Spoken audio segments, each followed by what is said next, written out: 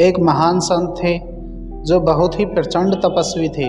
उन्हें कई शास्त्रों का ज्ञान था, कई श्लोक मुँह जबानी याद थे। उनकी बुद्धिमानी में चर्चे मीलों तक थे।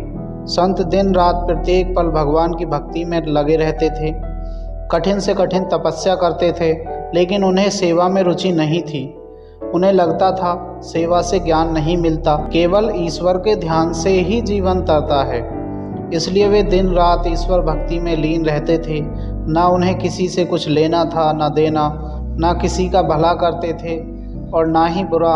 ऐसे व्यक्ति से समाज को कोई खतरा नहीं होता, उन्हें लोग अच्छा ही मानते हैं। इसी कारण इनकी प्रसिद्धि सभी जगह थी। एक दिन संत अपनी साधना के लिए वट वृक्ष के नीचे बैठे। अचानक ही वहीं बैठे बैठे उनके प्राण निकल गए।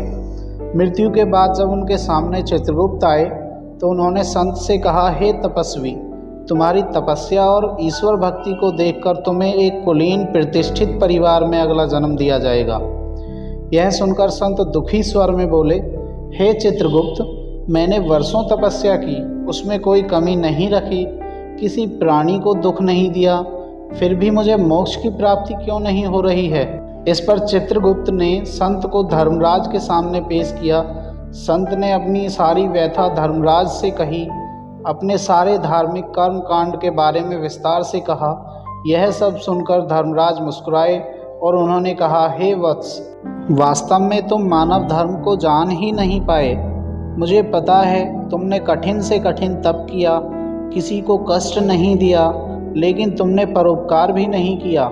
अपने अर्जित ज्ञान से किसी अज्ञानी की मदद नहीं की, किसी रोगी का उपचार नहीं किया, किसी भटके राही को सही मार्ग नहीं दिखाया। वास्तव में तुम जानते ही नहीं हो कि परोपकार ही असल मायने में मानव धर्म है। सेवा भाव ही मानव जीवन का आधार होना चाहिए। इस तरह संत को अपनी भूल का ज्ञान हुआ और उन्होंने अपने अगले जन्म में तप के साथ सेवा भाव को ही जीवन का लक्ष्य बनाया। फिर उन्हें वर्षों बाद मोक्ष की प्राप्ति हुई। दोस्तों, आपको इस कहानी से क्या शिक्षा मिली, हमें कमेंट करके ज़रूर बताएं। उम्मीद करते हैं आपको ये कहानी पसंद आई होगी।